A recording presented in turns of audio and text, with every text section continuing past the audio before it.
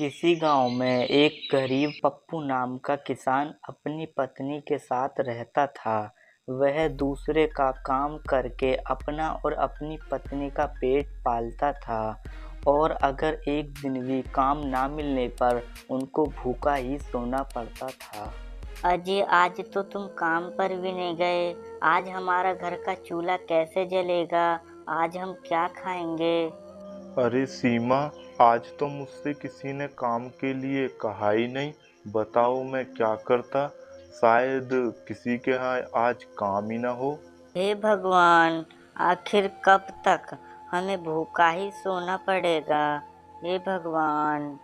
दूसरे ही दिन पप्पू को एक सेठ ने बुलाया। अरे पप्पू, तुम मेरा एक काम करोगे?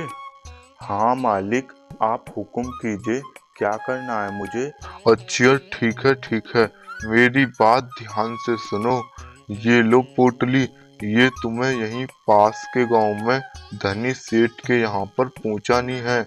लेकिन ध्यान रहे, इसमें बहुत कीमती स्वर्ण मुद्रा है, इसे ध्यान से लेके जाना। हाँ लाओ मालिक, आप बिल्कुल भी टेंशन मत लीजिए, मैं इसे ध्यान से पहुँचा दूंगा। पोटली में 1000 स्वर्ण थे, लेकिन ये बात पप्पू को नहीं पता थी। पप्पू पोटली लेकर चल देता है और पप्पू चलता चलता थक जाता है। अरे बाप रे, अब मैं बहुत थक गया हूँ, अब मुझसे नहीं चला जाता।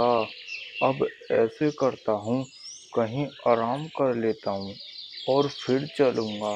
पप्पू पेड़ के नीचे आराम करने लगता है और फिर उसको नींद आ जाती है और फिर वहाँ पर एक चोर उसकी पोटली चुराकर ले जाता है।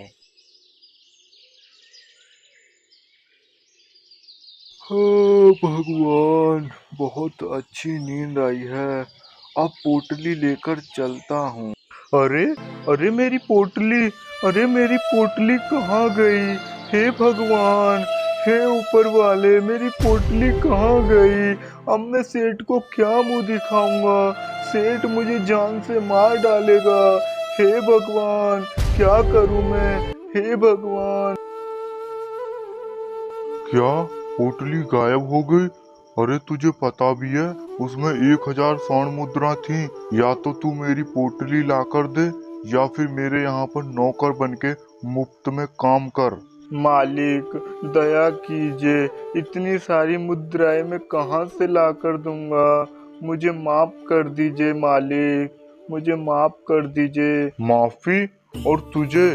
चल जाकर जल्दी काम पर लग जा, चुपचाप। फिर पप्पू सारा दिन काम करता है और सेठ उसको एक भी रुपया नहीं देता है, सिवाय एक वक्त की रोटी के, और पप्पू उस खाने को लेकर घर चला जाता है।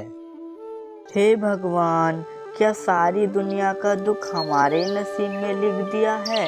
हे भगवान, हमारी मदद करो या फिर हमें मृत्यु दे दो।